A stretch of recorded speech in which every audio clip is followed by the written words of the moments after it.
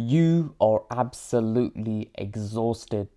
I can't even see you, and I can still see the bags under your eyes. You're tired of reacting, you're tired of guessing, you're tired of publishing new content only to see your traffic sit still. And you're tired of reading about Google updates. It's exhausting. Right now, you're like a headless chicken. Google moves, you scramble. And that's the exact reason why you feel stuck. But lucky for you, you're watching this video, and I know that sounds a bit cocky, but hear me out. I'm going to show you how I do SEO for my clients. When a Google update happens, they actually benefit. Why do they benefit? Because they've got what Google wants, and that's the key. And I've managed to figure this out after nearly a decade of doing SEO and working within multiple marketing agencies here within the UK. So first of all, let's diagnose the reasons for your reactions. Firstly, there's no proven structured plan in place. You don't know what you're doing. You've got some to-do lists maybe, and you're doing this, doing that, or maybe, oh no, I'm going to do this and then I'll do that. You don't know what you're doing when it comes to your tasks at hand. And you don't know how to prioritize. So we all get these Search Console emails, right? We've all received them, and it'll say something like, you've got a 404 page, and then you say to someone on your team, or maybe you do it yourself, hey, fix this 404 page. Little do you know, no one even knows about that 404 page. No visitor ever goes there, yet you're delegating your resources to fixing that problem that doesn't need to be fixed, instead of doing something that'll actually move the needle, like optimizing your meta titles. And ultimately, the reason why this is happening is because you lack the experience. And I'm about to inject a lot of my experience into you in this video. So first of all, you need to actually build brand searches. How does Google differentiate crappy websites to actual legit businesses? The problem with making websites is there's a very low barrier to entry. The way Google differentiates is through branded searches. So how do we increase this? First of all, you can do direct mail blasts, right? Go to your local shop and ask them if they do newspaper rounds. Sponsor influencers, ask them if they can mention your brand on their channel, on their platform. Especially if they're creating a evergreen type of content like how to tie your shoes and they mention your brand. And I know that's a very broad example, but you get the point. Make sure to blog. A lot of people say blogging's dead in SEO. They don't know what they're talking about. This works great, especially if you're trying to rank in things like AI mode or ChatGPT and large language models like that. But let's just say, for example, you're selling Spanish courses. This website says you're the best place to learn a Spanish course, the best place to take a Spanish course. Another website says the same thing. Another website says the same thing. This creates consensus, and as time goes on, you're going to be mentioned for the best Spanish courses. Create a tool. This one has a more of a higher barrier to entry, but let's just say, for example, this tax calculator that I'm always bloody using. It's great stuff, and guess what? I'm always searching their brand up. So if you can create a useful tool, do it. Pair up with other brands. So for example, you've got Old Spice over here, and I think they paired up with a Five Guys. I don't know if that's correct, but regardless, they paired up with some meat company. Makes sense, right? You get the meat sweats. So Red Bull paired up with GoPro, Supreme paired up with Oreos. Is there anyone you can pair up and partner with? The next thing you need to do is create a consensus, and I'll go over what I mean in a moment.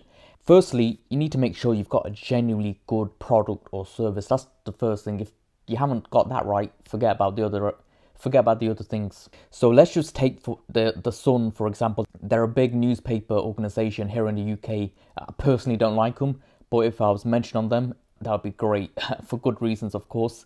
They've got a page about best alcohol-free Prosecco. And if you were mentioned here, right, Zero Research Sip, this company, if you were mentioned here, guess what? That's going to increase your chances of ranking for best alcohol-free Prosecco.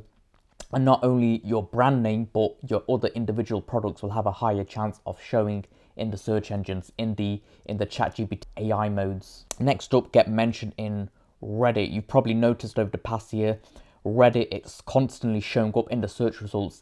And there's one reason why this has happened. And the reason why is because of ChatGPT and Claude. It's very easy to create articles, and people just kept publishing and publishing and publishing. Google didn't know what to do, so they decided to rank Reddit and rely on sites like Reddit, Quora, forums, etc. User-generated content. So getting your brand name mentioned on Reddit, that's going to be a big help. Blogging, I mentioned this before, but I'm going to hammer it home. If you've got different websites mentioning that you're the best tool brand around, guess what? You're going to be recommended more in different large language models as well as the Google search engine. You're killing two birds with one stone here. Get mentioned on different websites. All right, this is the juicy one. This is information gain. It's basically a fancy way of saying verified original content. And the reason why this term doesn't go around a lot is because in order to do this, there's a decent barrier to entry there. It's not easy to find original content. Because here's the thing, Google's not looking for content.